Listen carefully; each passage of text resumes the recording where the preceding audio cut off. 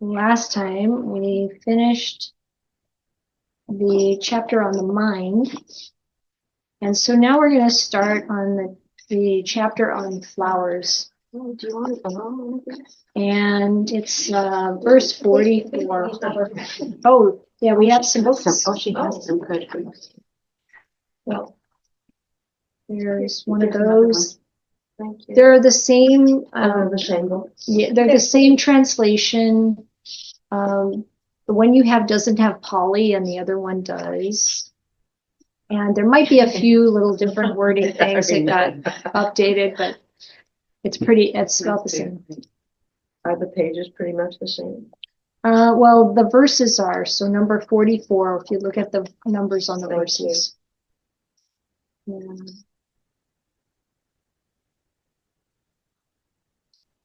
Okay. Do you online want a sharing of the screen, or should we just, I think we did in the past, I believe. Would you like screen share of the verses, Carolyn or Alan? I like seeing you. Okay. Yeah, sometimes. Personally, I would prefer a link. And then I can see you Okay. all better. Yeah. Okay. Let me locate it.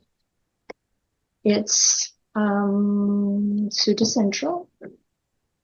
They do have this translation in Sutta Central.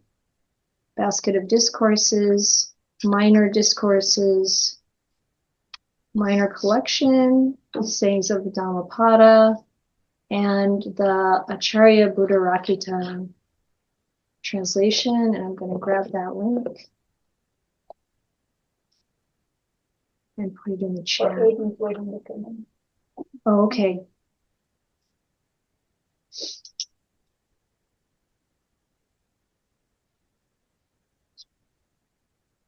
Okay, chat.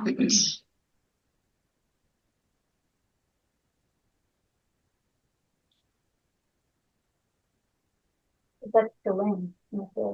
Oh, thank you. That's a very good catch, Carrie. Thank you. Hey, this is great. I got somebody like looking over my shoulder. I love it. I'm proud of you. I know. It's really good.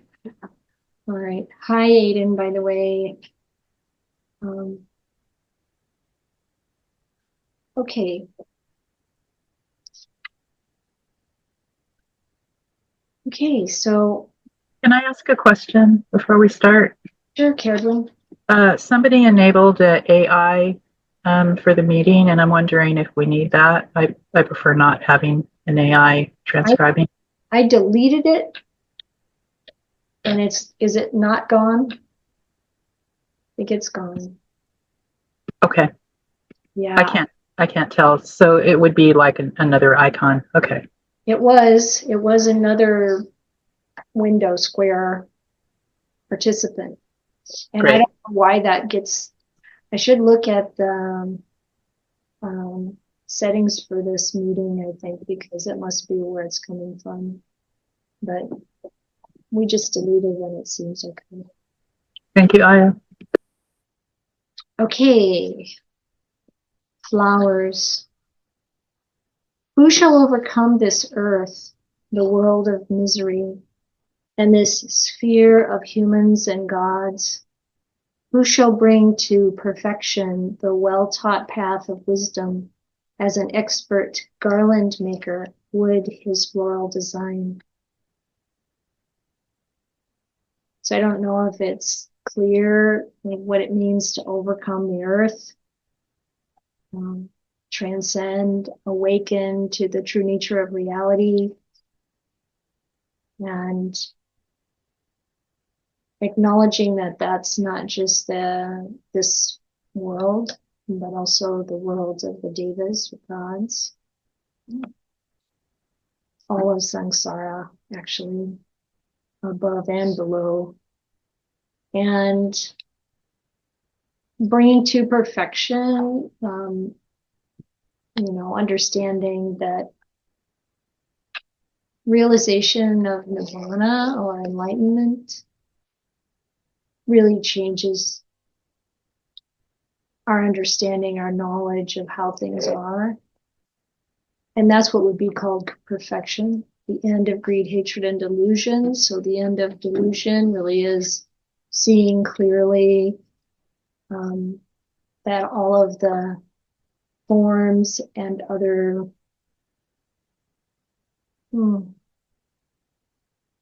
objects of the senses,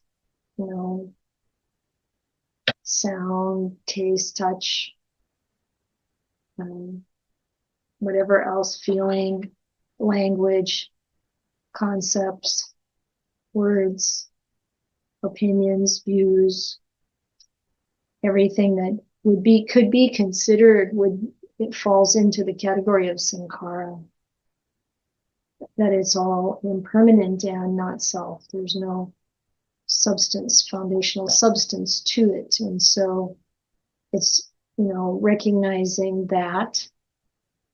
And the comparison here is bringing that forward, that well-taught path of wisdom, as an expert garland maker would create a floral design. And, it's not an image or a craft that I easily access in my own experience. But when I think about being in a tropical country where the flowers are abundant and garland making is a thing, and you can imagine the creativity, the imagination that, sees how to make this very beautiful, and you bring it into reality by putting it together. And maybe each of us has our own experience with something like that. Yes. Or even flowers on the altar. They're really very beautiful. Yes. And the only place I've really been part of creating the vases of flowers for the altar in a big way was when I was living at Amaravati, where there are many shrines throughout the monastery, and the people who do the flowers produce these in the flower shed. The flower shed probably doesn't exist anymore. You did that too when you were there. It's stressful. There's so many, and there's like trees. Can you hear Ayya Chitananda? She's not quite at the microphone. You're going to have to talk louder. Please. So you were saying?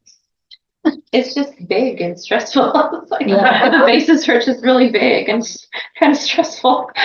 Yeah. You don't know what you're going to get. People just bring stuff and you have to use it. And it's just kind of like, what? It's like cooking at a monastery. You have to cook what comes. What do you do with this burdock root? Anyway. Right. Okay, so there's that image. And then there's this next verse is kind of a response. A striver on the path shall overcome this earth, the world of misery, and this sphere of humans and gods. The striver on the path shall bring to perfection the well-taught path of wisdom, as an expert garland maker would his floral design. So a striver on the path, that's you, right? Yep. All of us. But the suttas talk about striving, and people who have oftentimes, by the time they've made lots of progress, maybe completed the work and the path, talk about striving as like the real striving, I think, is the diligence to keep going in the right direction, to guide the mind, to retrain to thinking in a way that brings about more happiness and letting go, more and more freedom, and then also the insight But it's not like bearing down, because every time there's grasping involved or stress or tightness, it just kind of cuts off our ability to really experience what's in the present moment. So Ajahn Sumedho has I think it's an interview with Ajahn Osoko, where the title is "Right Effort is No Effort." And of course, that also can be a little bit misleading, because we do have to guide the mind and guide our practice, but it is not the kind of, it's like, although, many stories about awakening are that there's a lot of that really vigorous application, and then you see that it's not working and you give up, and then boom. And it makes you wonder how much that period is really needed. And then the giving up and letting go. Anyway, the striver on the path, try not to take it in the wrong way. And try to see yourself in that situation, is in that position. Anybody who is willing to come to a meeting like this or listen to a recording like this surely has some good stuff going on spiritually, to want to hear the Dhamma. And that is a huge indication that you are on this path.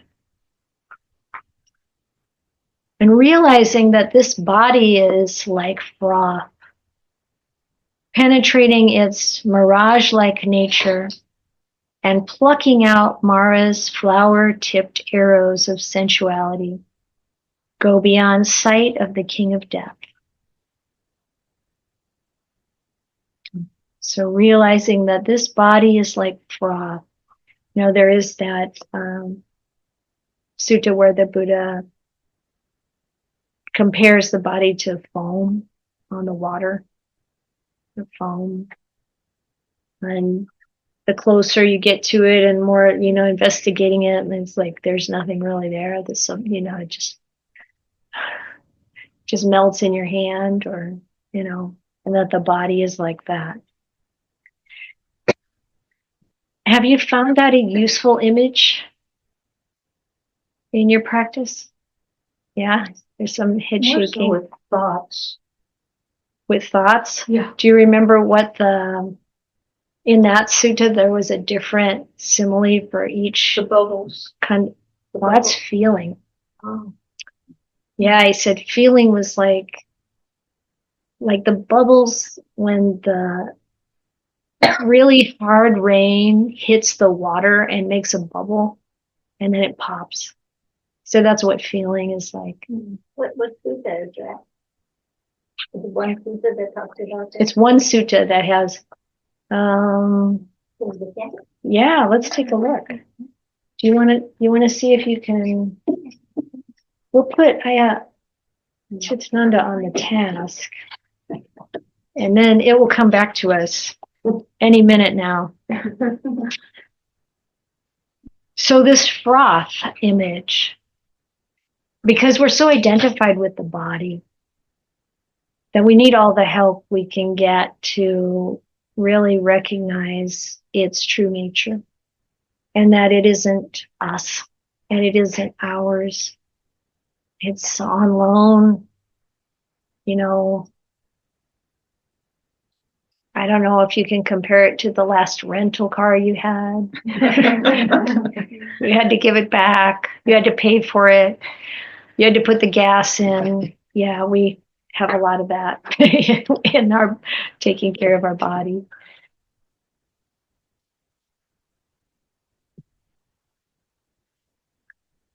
And then, so we're penetrating its mirage-like nature. So that's mirage is also one of the similes in that part of the khandas, but it's a different khanda. And we're going to find out exactly which ones are what. Second. Yeah. What are you looking for?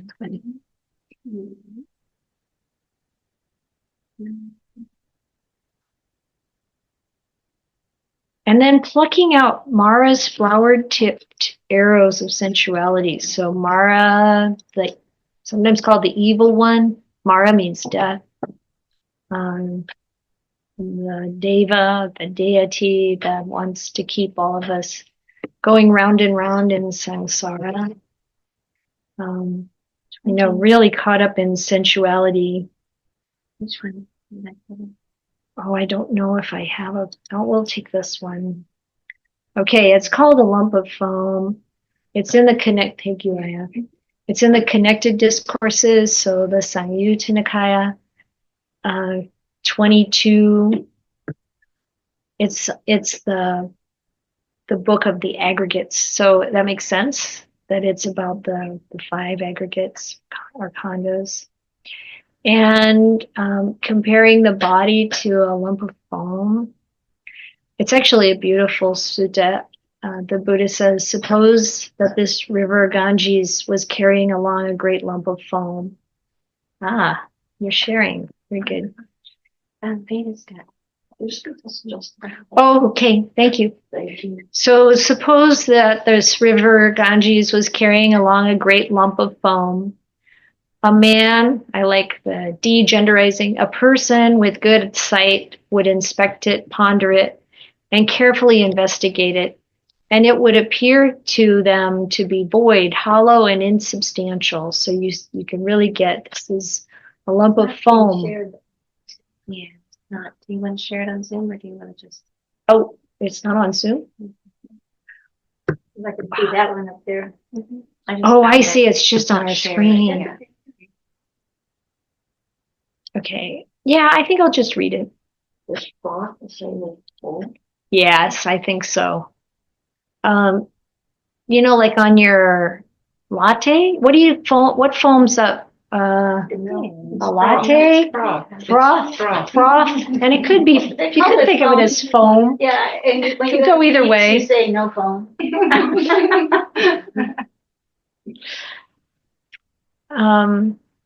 Void, hollow, insubstantial.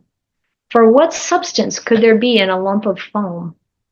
So too, whatever kind of foam there is, whether past, future, or present, internal or external, gross or subtle, inferior or superior, far or near. So any kind, anywhere, anytime, any kind.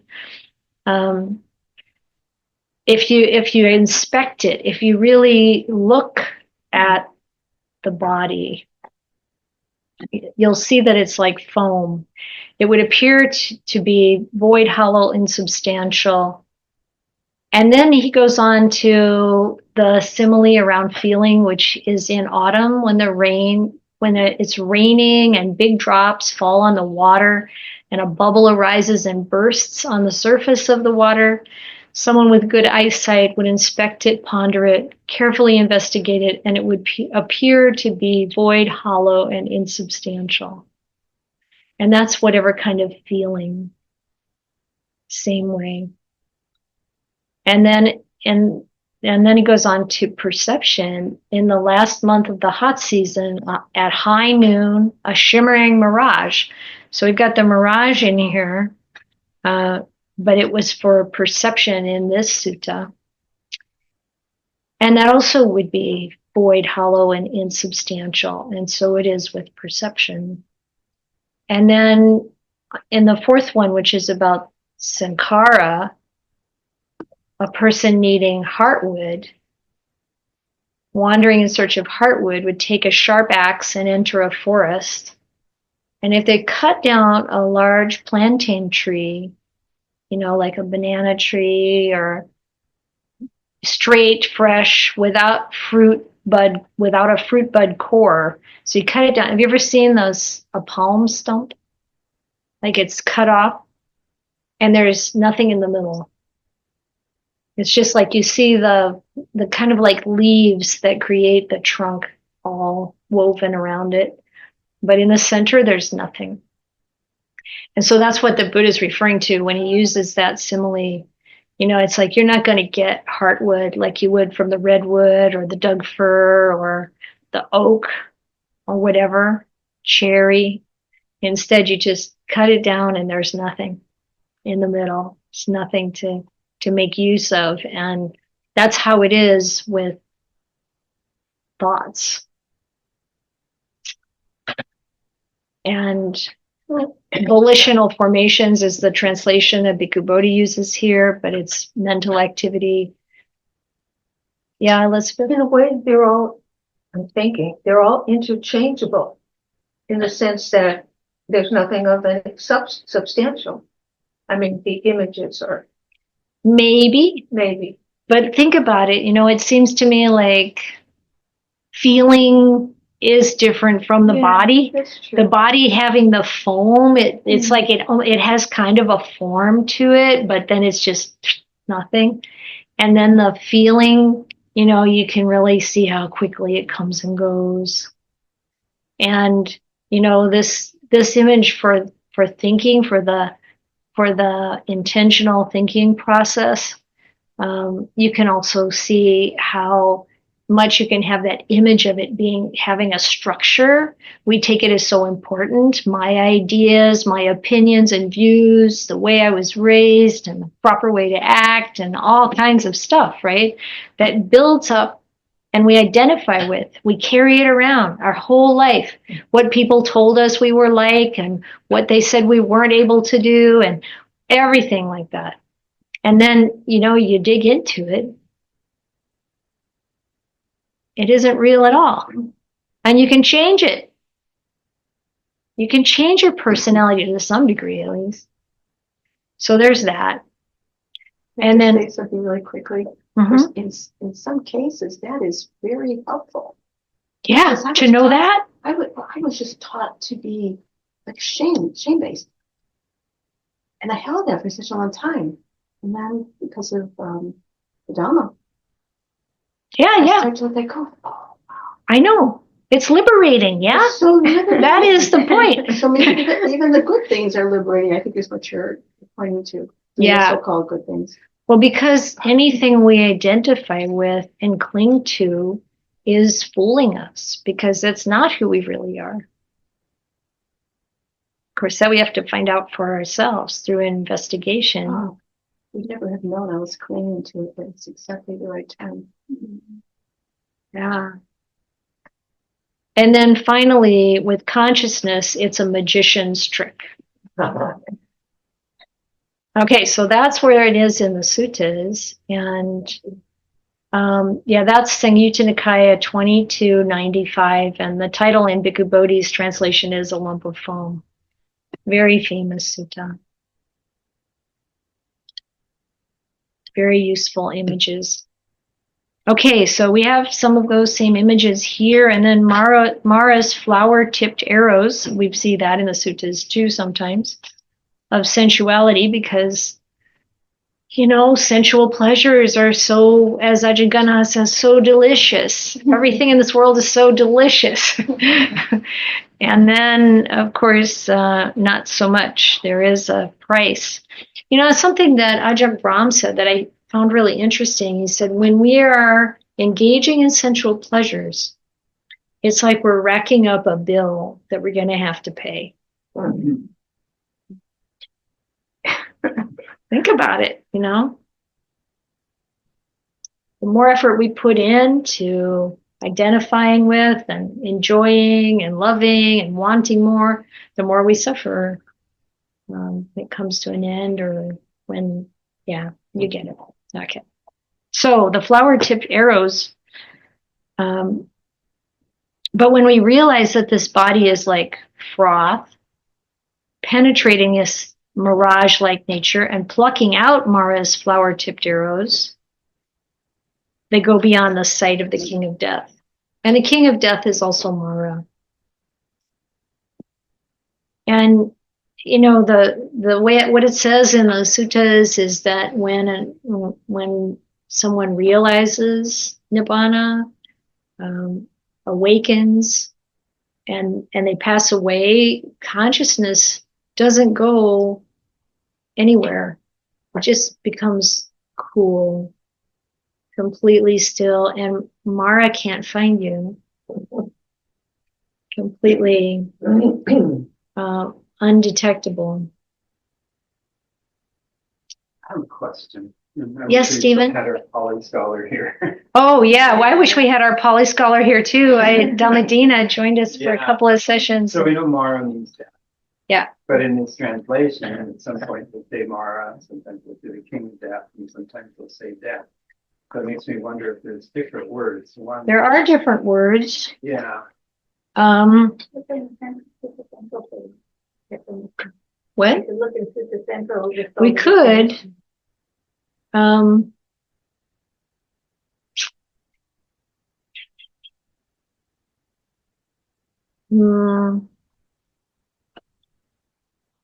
It's Mara in the first. There are different words here that are for Mara. Here's a definition about this one.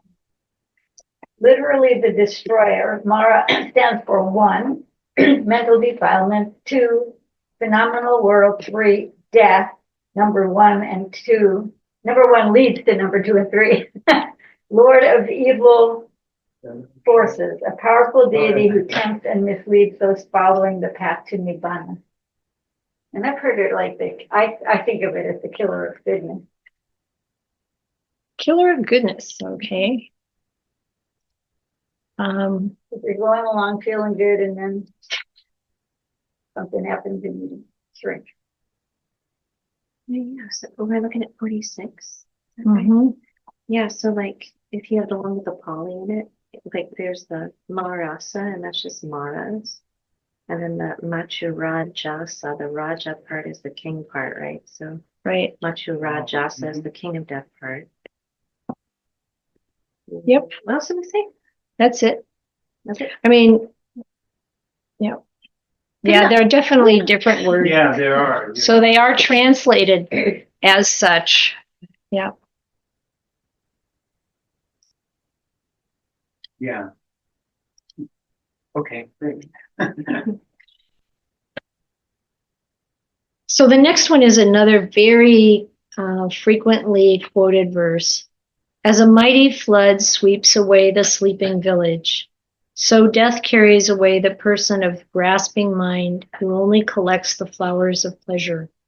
And actually, it's not what I've heard mostly is not quite like this. It's that image of a flood sweeping away a sleeping village, which, nowadays with climate change and all the flooding we see and the images we see, we can really have a feeling for this.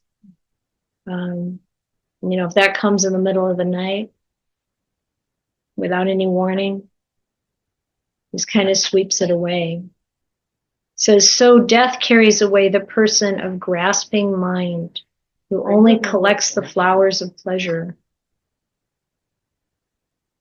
This grasping makes so much more sense to me, or more understandable. This has distracted mind, Oh, but grasping to me makes right.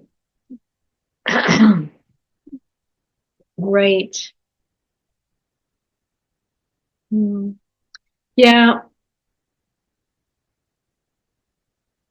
Distracted is kind of like unfocused though, and not mindful. Right.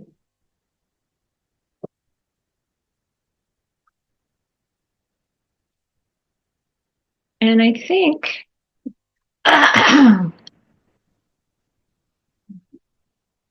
there's let me see. I thought they were the same. Even as he gathers flowers, his mind caught up in them. Taking, receiving, accepting, no. Gachati goes. Well, that's the sleeping village part. Ah, okay. Yeah, I'm not the Pali scholar. Where is she? I know, she's back in Italy. Oh, well. Anyway, I think we kind of get the feeling, if we're just focused. Have you seen this in life? That translation? sorry to interrupt. I kind of like this because he's so oblivious. He's so engaged by collecting Yes. his flowers Yes. that he just doesn't even. So for those of you online, this translation is Bande Sujato's, and I pulled it up because it also has the Pali with it that we can investigate.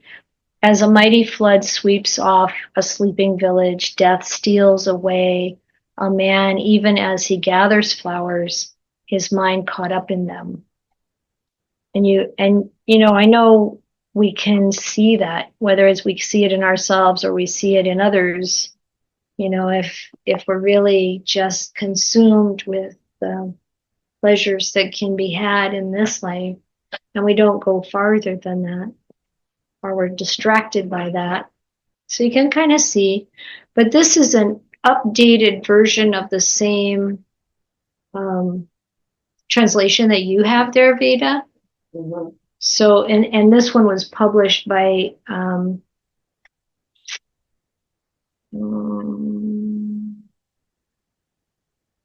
know it's here. Oh, Pariyatti, the BPS. And so they kind of massaged the translation of it. But it's not saying that death is dying. It's being dead. I mean, Death carries away the person. Yeah, I think it is. I mean, when you die, you're clueless. But even when you're alive, if you're not mindful, you're missing everything. And the Buddha in another place says, we've read it in the Dhammapada, for one who's not mindful, it's as if you're already dead. Because you're really just not present. You don't really see the way things are. We're living in this illusion or delusion. So I think it can go either way. I mean, when you die, yeah, there was this opportunity in a human life to see more clearly. But yeah. But isn't it just that the body is gone? I mean, do you get more chances? Yeah. But we don't want to squander this one, though. I've already had my chances. No, there's many more. But you also said earlier about consciousness is cool. Well, there's no more grasping, there's no more clinging, there's no more wanting or wanting to get rid of. And so the way they talk, nibbana literally means cooling off. Yeah. And so the activity that is the kind of mental experience or the experience, it goes silent. So there's no consciousness. That is debatable, depending on what we mean by consciousness. And there's no sense consciousness. Right. But the consciousness, if we use that word for the ground of being, let's say, that's still there. So Ajahn Sumedho will call it pure consciousness, or pure awareness. And he talks about consciousness as being that which is always there and what makes possible for space to, the awareness of space. And that's what makes it possible for form to arise. Anyhow, this is getting a little too, that's the homework. Yeah. That's the extra credit. So according to Ajahn Sumedho, consciousness is not a sankhara. Well, It's unconditional. it depends on what you're talking about. If it's the sense consciousness, that's unreal. I'm talking about awareness. Yeah, awareness. He uses pure awareness or pure consciousness interchangeably with Dhamma, Nibbana, silence. So it's like, what is it when you investigate that's impermanent? And what is it? Can you find what's permanent? And it's just up to each of us to find that in our practice in meditation. You know, like, is there something that when you become still enough that it's not just this constant changing phenomenon all the time, and you can identify something that doesn't change, that's always there, even though you're not aware of it all the time, you always can come back to it and experience it. And he says, when that's where you put your trust. So when he talks about trusting awareness, that's what he's talking about. I wish I could call it up when I wanted to. I think that's a part of it's more like That's creating. it's more like letting go enough. Yeah. Resting No, in it's that not awareness. coding. It's Chanda. Dhamma Chanda.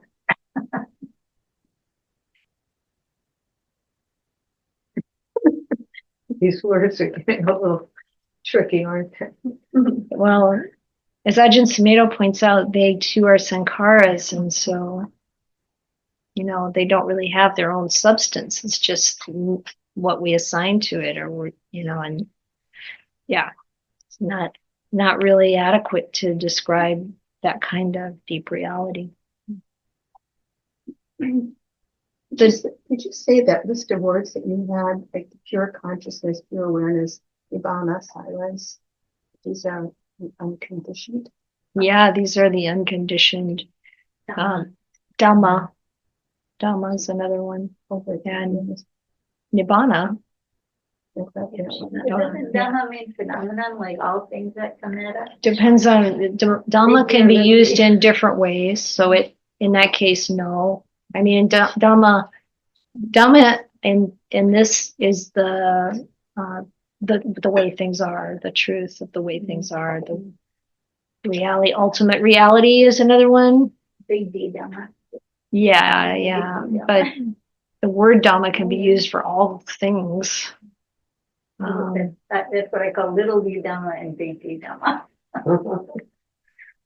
Did you? No, I'm sorry. Okay, it's all I've right. gotten in trouble doing that before. Don't. I have a habit of holding my hand. You won't get in trouble here. You get noticed, but not in trouble. And all the teaching distills down to just see things the way they are, right?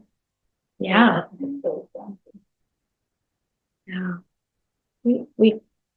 I think it's good to notice what words open your mind.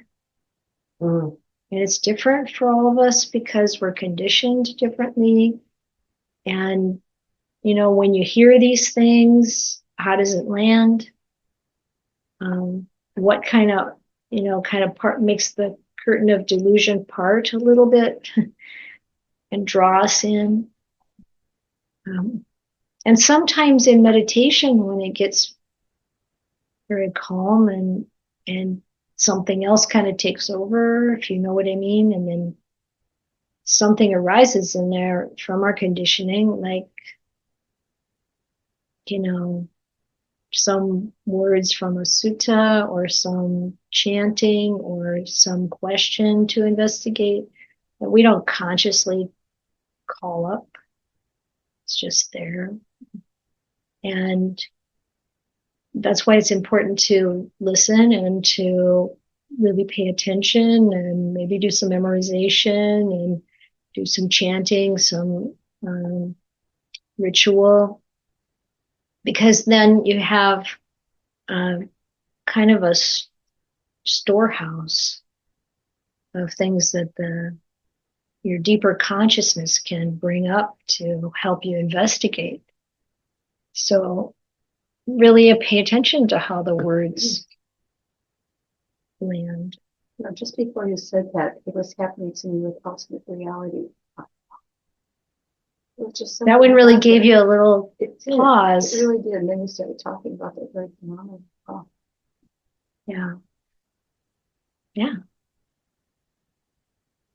When people report sometimes in really extreme circumstances, something from the Dhamma will come into the mind and really sustain them.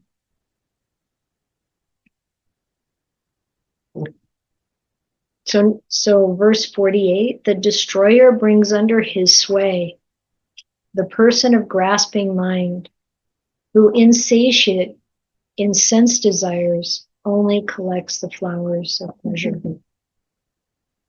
You really fall under the spell of Mara.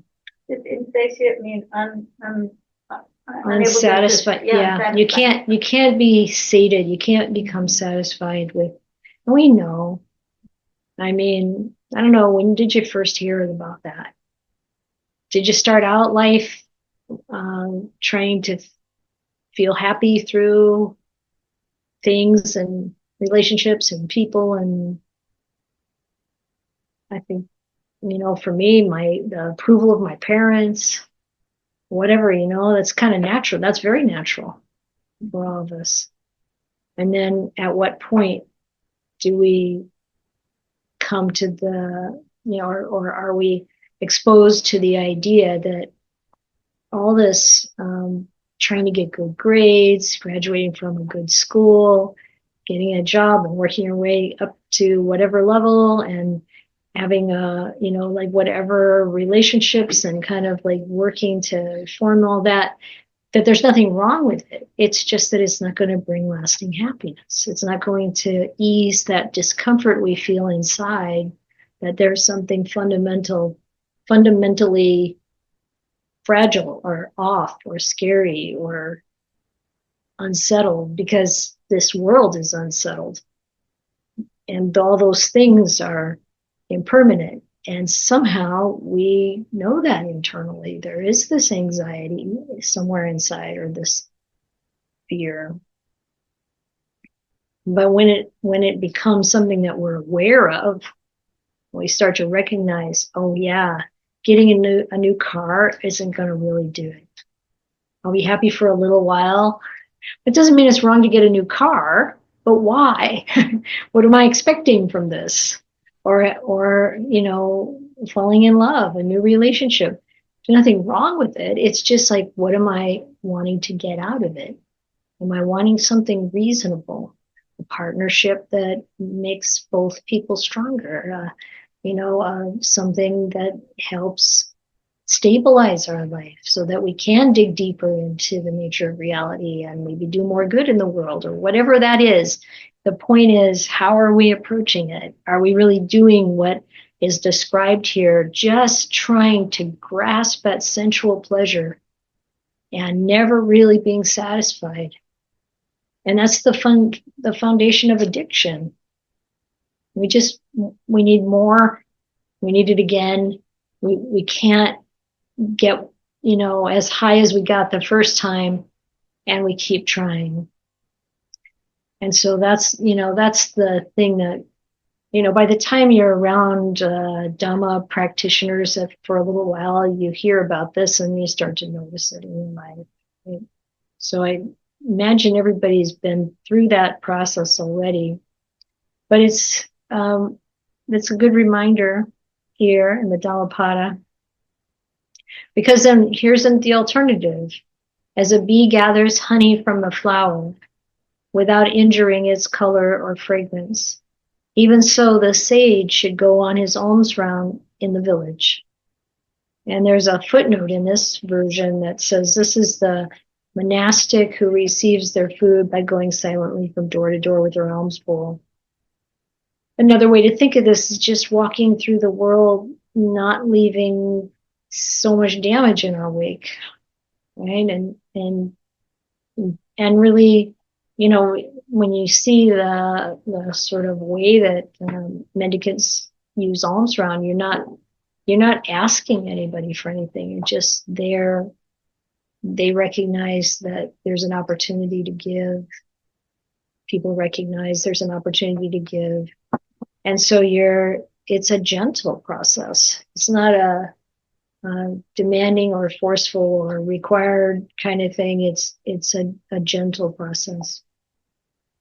Hopefully not with any kind of harm. Let none find fault with others. Let none see the omissions and commissions of others, but let one see one's own acts done and undone.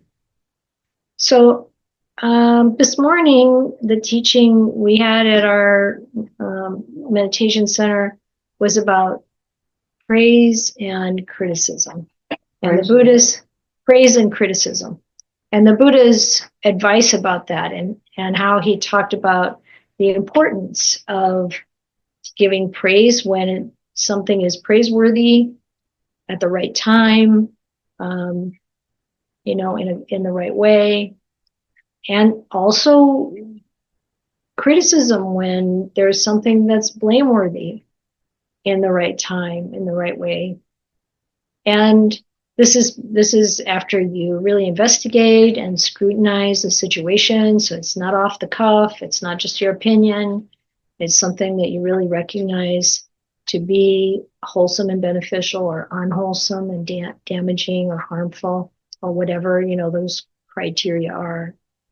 And then it says, oh, don't find fault with others. It's like, okay, this is something we see in the suttas. You'll see something that takes one side, one way of looking at something, and then somewhere else in the suttas you'll see another way of looking at something, and it really rounds it out. Because, like I hear that Ajahn Chah said, like 95% of the time, paying attention to what's going on with you and not what other people are up to. Because that's not the place where you can change anything. It's here. Why am I offended by this when my other sister isn't offended by this? This is something worth looking at. This is the investigation we need to make.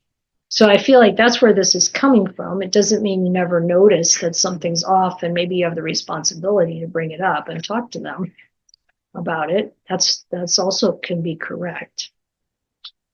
But for this purpose here, this piece in the Dhammapada, it's saying, let none, don't find fault with others. Let none see the omissions and commissions of others, but let one see one's own acts done and undone. So we'll look at ourselves like a beautiful flower full of color, but without fragrance. Even so, fruitless are the fair words of one who does not practice them. Well, that's an interesting new one. Yes. You can, what is that? Do what I say and not what I do. You know how well that works, right? Try that on your kids.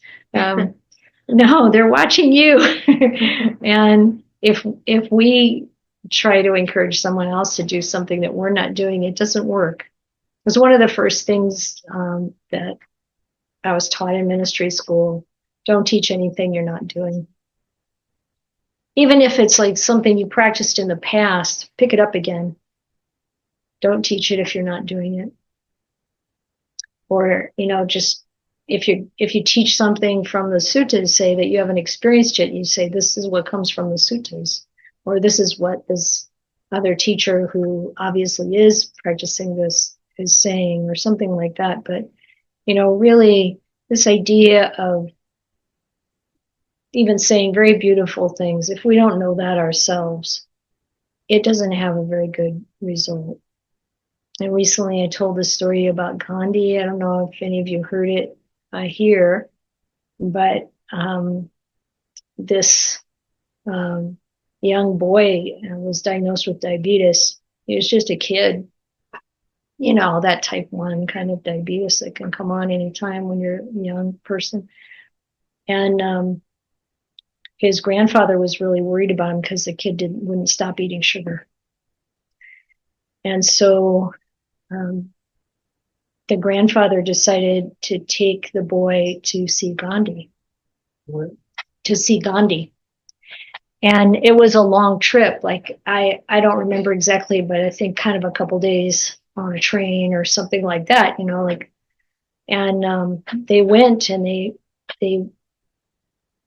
got to meet with Gandhi, and the grandfather explained what was happening and with the boy there. And Gandhi said, come back in 2 weeks. So the grandfather's like,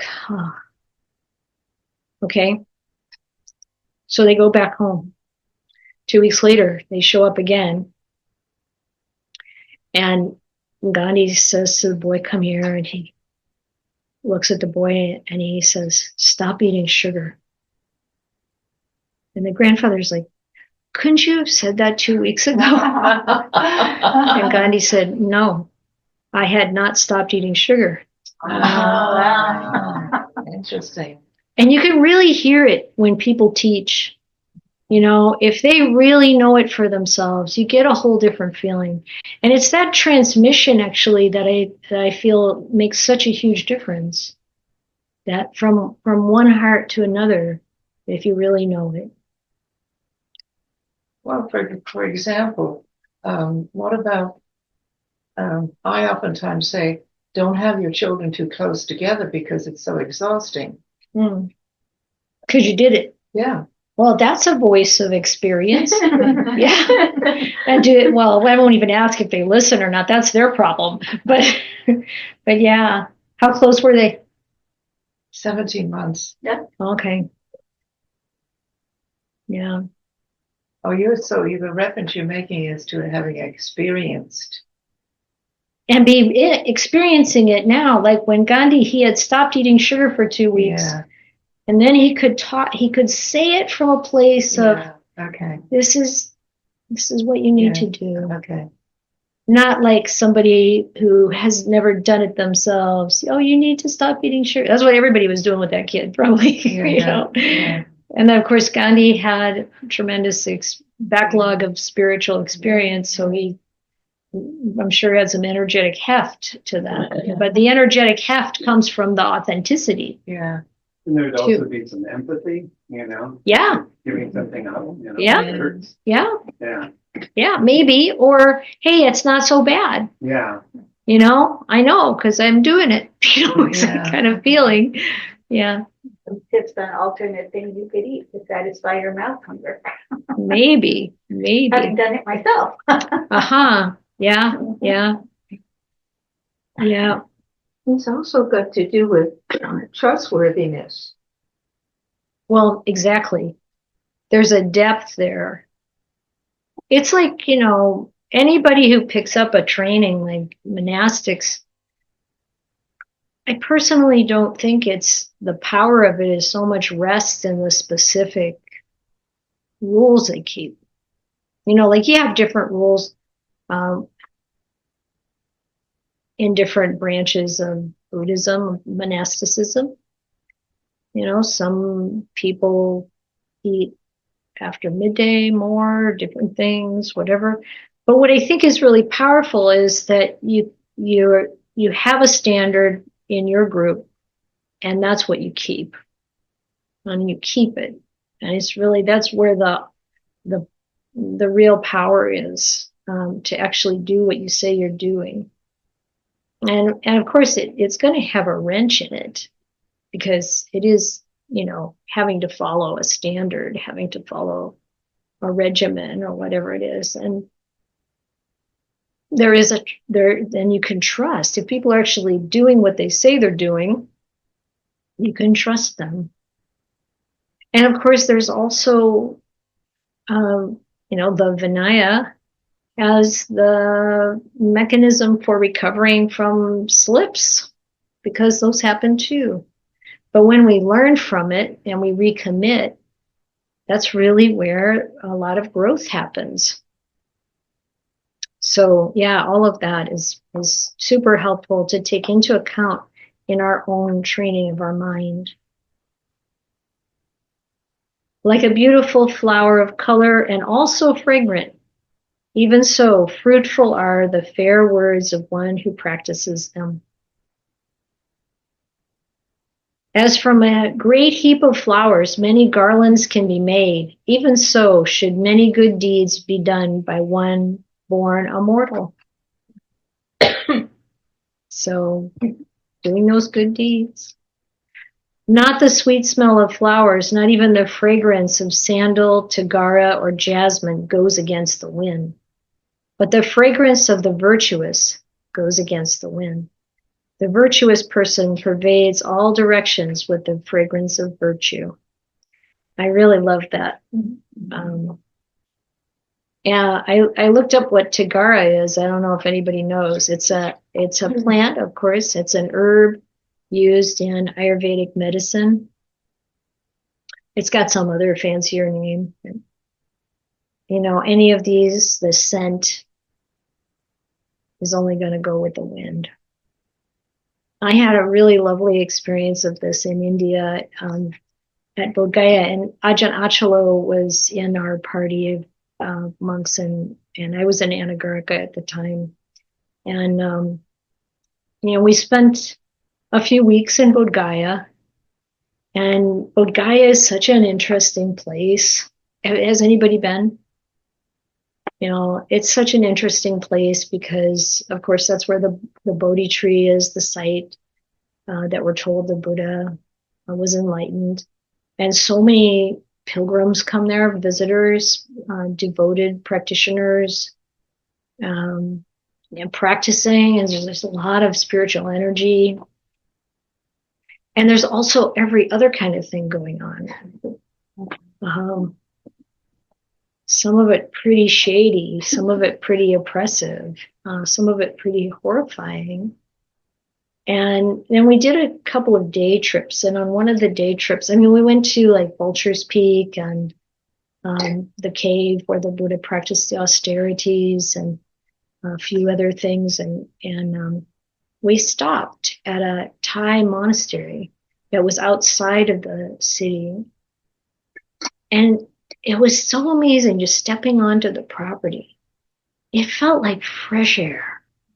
It was just like amazing feeling, so different from the general surroundings of everything else that I'd been feeling. And I mentioned it to Ajahn Achal. I mean, it's so amazingly wonderful here, and this feeling is so great. And he said, it's the fragrance of virtue. And it was, I really get that. It's a whole feeling in the place.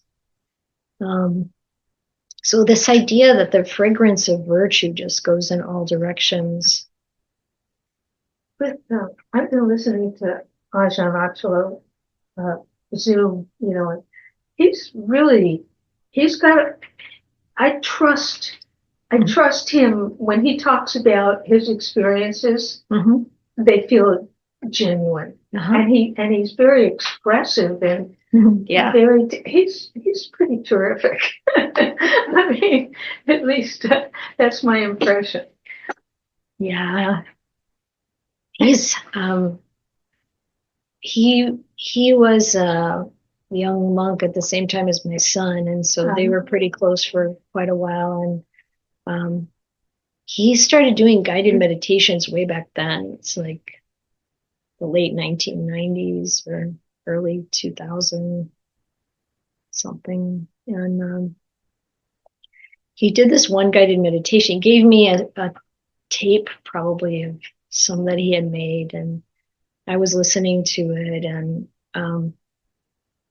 one of them used my son as an example of someone who died from some, I don't know, snake bite or malaria or something in this thing. And then he wanted to know what my reaction was. And it was interesting because I had already contemplated the death of my children quite a lot. And so I don't think it had quite the buzz on it he was hoping for. But it was interesting. And it's really nice to see how he's really taken that far. I think a lot of people tell us they really enjoy his guided meditations and teachings. You know what else?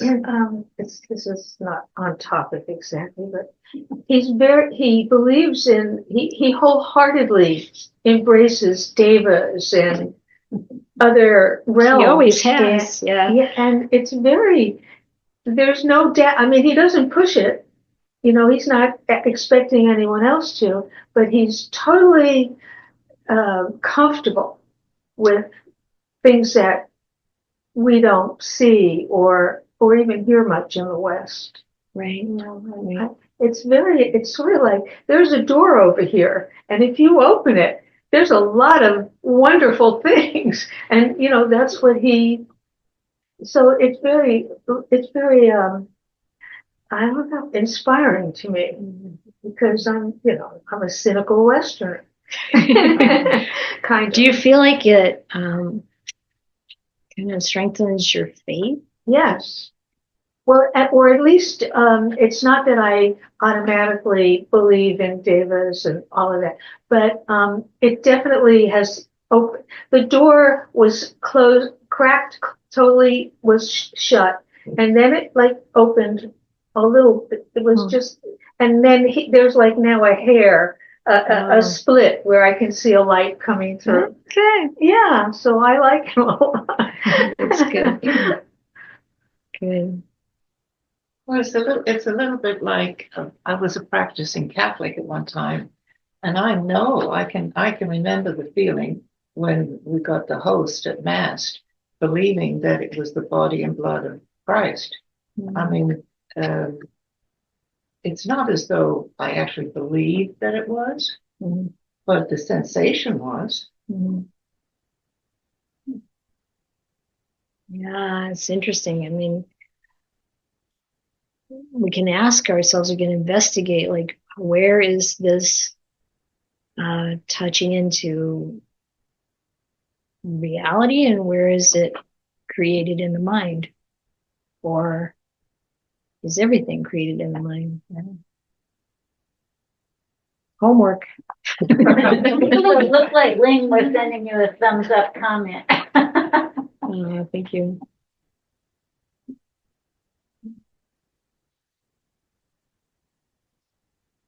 Of all the fragrances, sandal, tagara, blue lotus, and jasmine, the fragrance of virtue is by far the sweetest.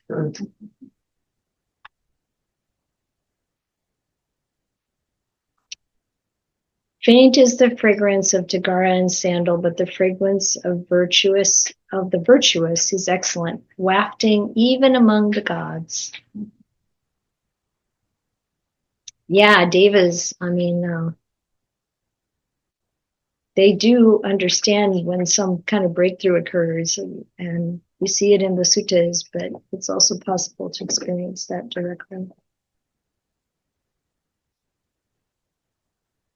Mara never finds the path of the truly virtuous, who abide in vigilance and are freed by perfect knowledge. So again, another reference to Mara can't find you. And then the last verse in this section, as upon a heap of rubbish in the roadside ditch blooms a lotus, fragrant and pleasing. Even so, on the rubbish heap of blind worldlings, this disciple of the supremely enlightened one shines resplendent in wisdom. Mm.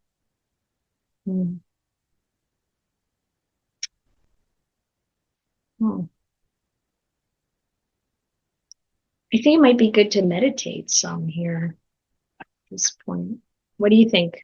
Yes. Good? You want to break first, or are you okay?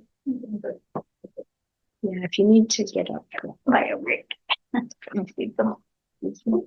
Translation date of your 2007. 2000 what? 2007. 7? Yeah. Oh, so this is later.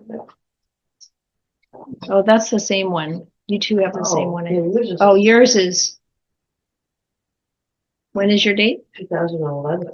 Oh, yeah, that may be when they updated it. But that one's for free distribution, and this one got altered for publication.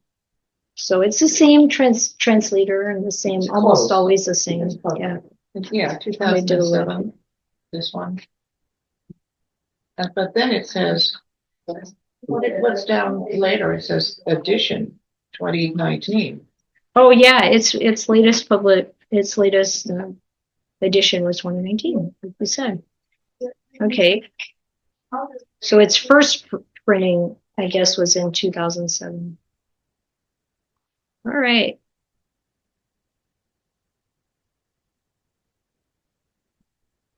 You haven't come out yet with the food list or anything? It's coming out probably this evening.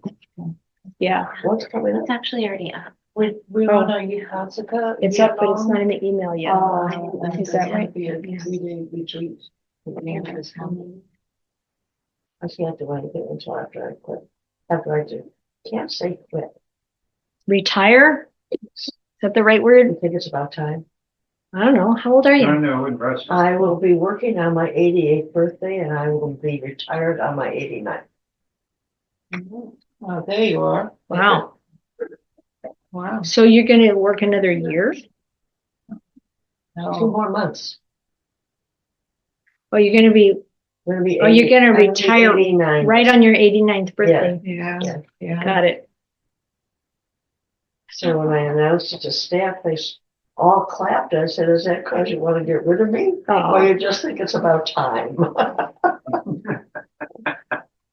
And the closer we get, the more I know it's about time. So when is that? July. July. Mid-July. What is your work?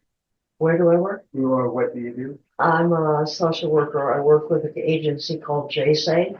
Okay. So it's a nonprofit social service agency. And we serve anyone in Alameda or Contra Costa County that's 60 or over or has disability. Okay. And we are a Japanese culture. Okay. It started about 50 years ago to support people coming out of Wow. concentration. Best job. I'm leaving with the best job I ever had. Yeah. That's nice. Mm-hmm. Your body is foam. like foam or froth. Yeah. For me, the hardest part is, I have essentially a child now that I have to care for.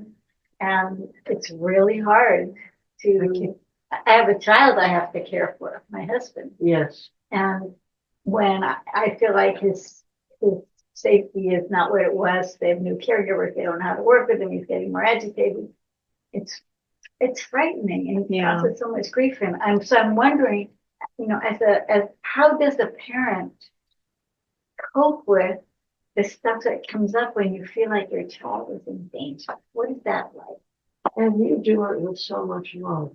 I do it with love, but I do it with a lot of anxiety and grief and anger sometimes and frustration. I can remember how it felt as my children grew up, right? Because gradually you have to let go.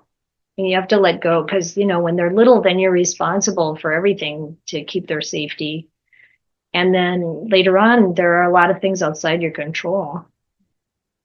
And what I found was I just had to trust karma. I had to trust that they were good people and they were going to be okay. That there is I had a deep feeling of faith. But what about when they were 2 years old? How much did you trust karma then? Well,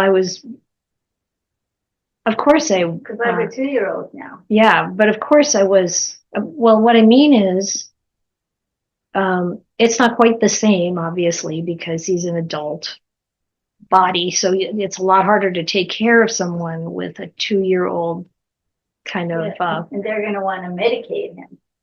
Yeah. It's a wonder that they're not. Well, we a little bit, but the reason they're going to want to medicate him is if he acts out, and the reason he acts out is because they don't know how to work with him properly so that he doesn't get agitated. And so for me, this is just like a nightmare. I mean, all you can do is what you can do to talk to the supervisors, talk to the helpers, try all that you're doing. But then at some point, when we've done all that we can do, we have to let go. And we have to just accept that things don't always go right. It's the world where there are mistakes and things go wrong. And just, it's like, obviously things happen to my kids. They both had very serious accidents. One, Michelle's car accident where her back was broken. My son got hit by a car when he was on his bicycle and hit and run. And, you can't keep them locked up in a house. And so there's I don't know, way of working with the Dhamma, I guess I would say, or something that, the faith that whatever happens, you just do the best you can to meet it. And realize that you can't control it. The anxiety comes from wanting to control something that's out of your control. And we have to accept what's out of our control as out of our control. And it really comes back to the serenity prayer. And it's hard. This had just come up today. That's why it's like, oh yeah, again. nothing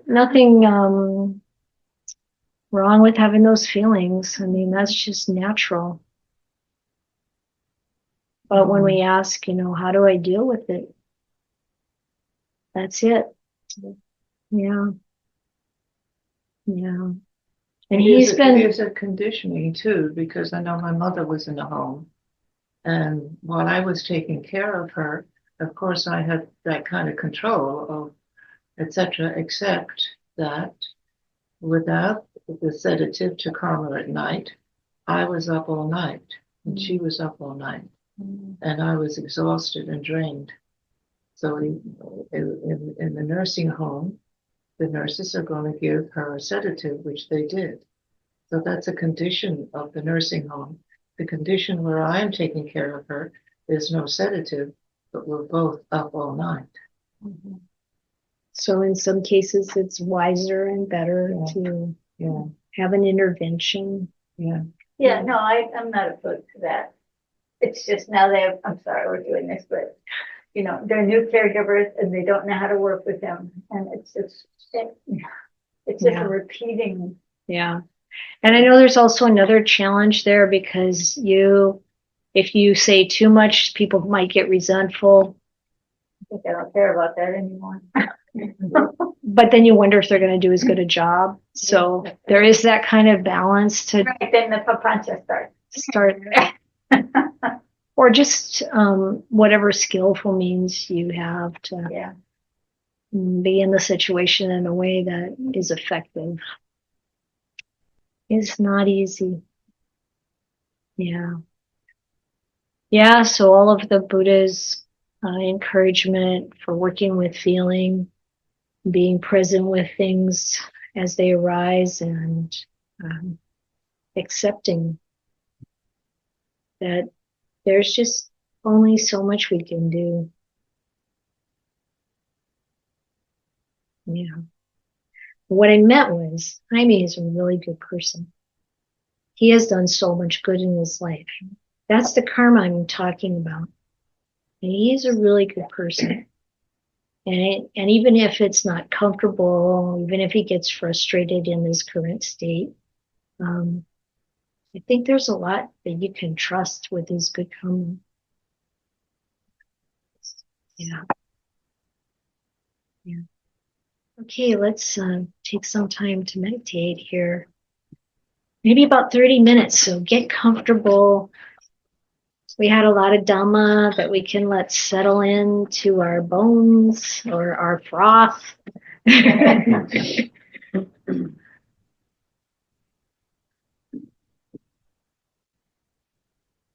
Is feeling the floor or the cushion or the seat or the bed or wherever you are supporting you.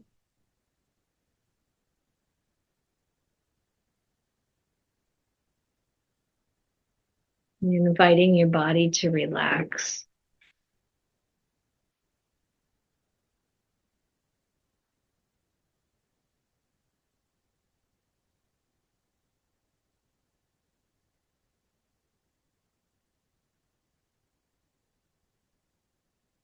And place our attention on our breath or whatever meditation object you use, if you do indeed use one. And just resting there, relaxing.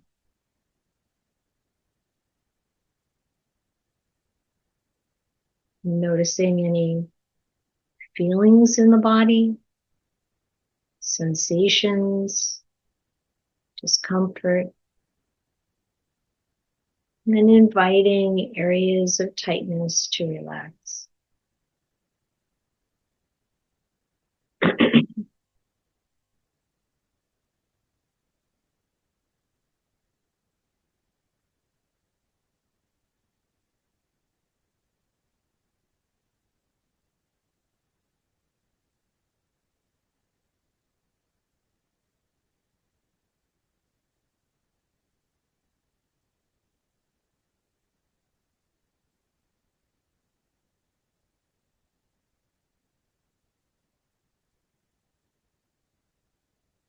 Whether you're using the breath or some other way of becoming gradually more peaceful and calm.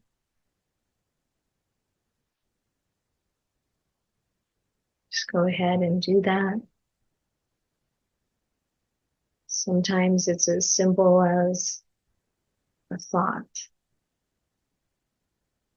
an invitation to your body and mind to relax.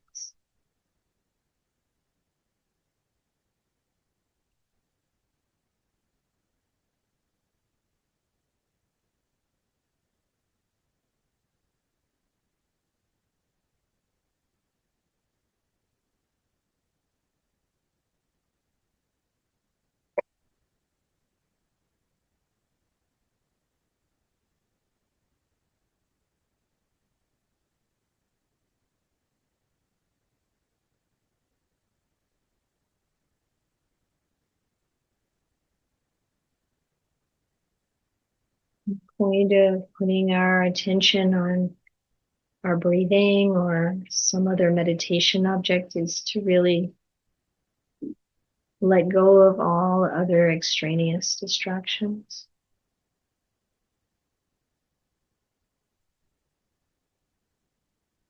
And gently establish mindfulness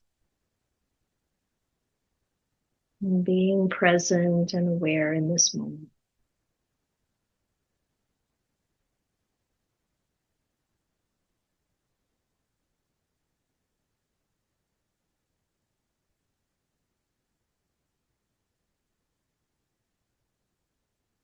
It can be helpful sometimes to smile, letting those chemicals that are released when we smile to fill the system.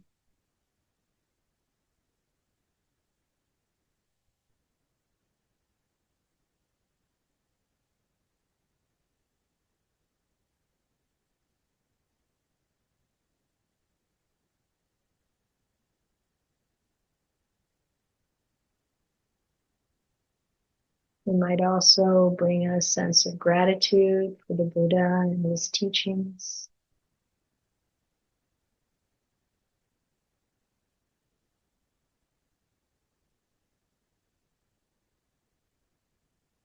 Often the heart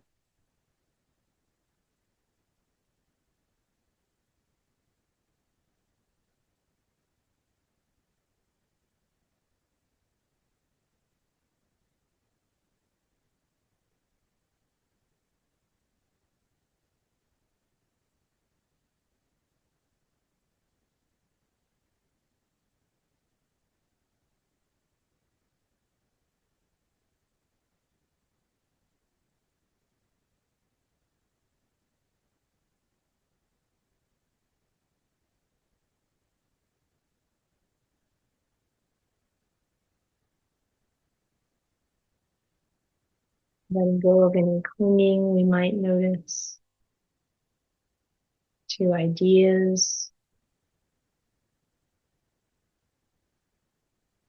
to concerns.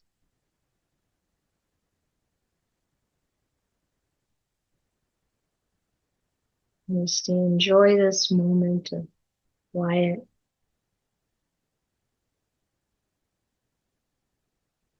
and peace among friends.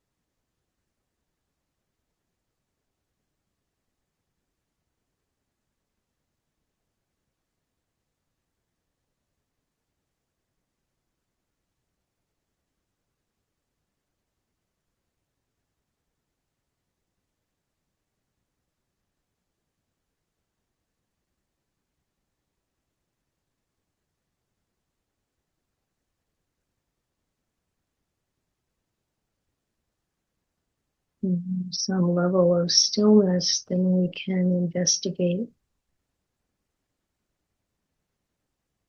what is apparent to you regarding the body.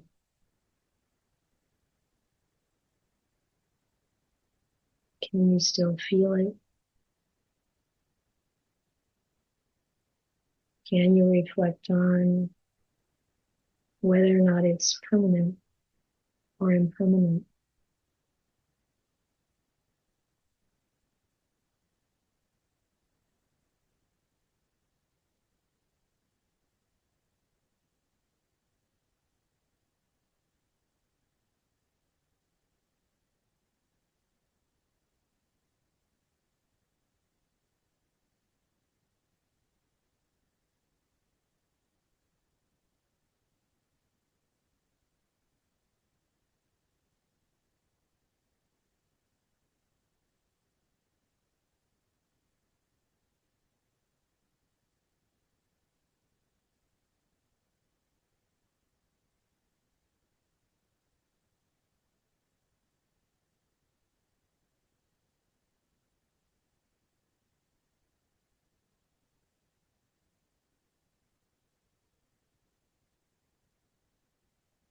You see your body as a lump of foam.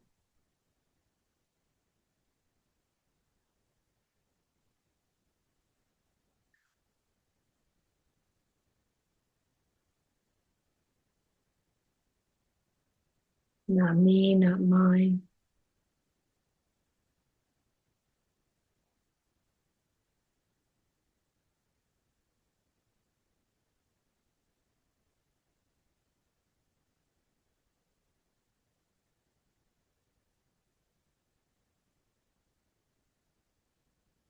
Can you feel a sense of freedom from your body?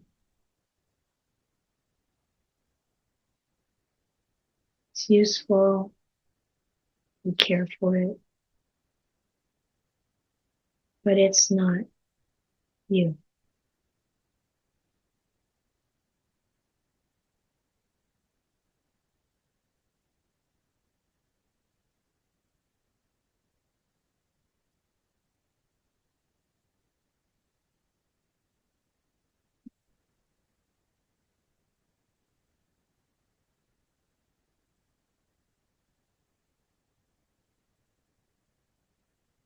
Whatever is in your awareness at this point in time, ask if it's permanent or impermanent.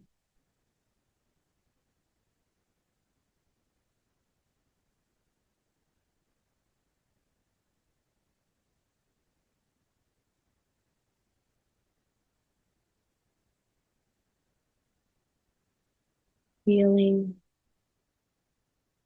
thoughts,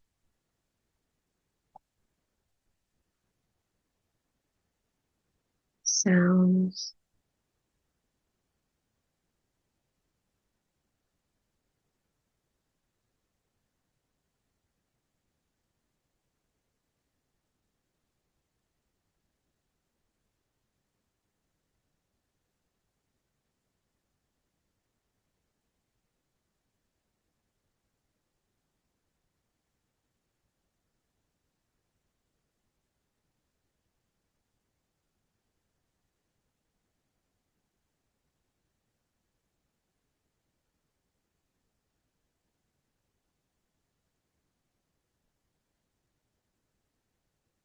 Is there anything you can notice that doesn't change?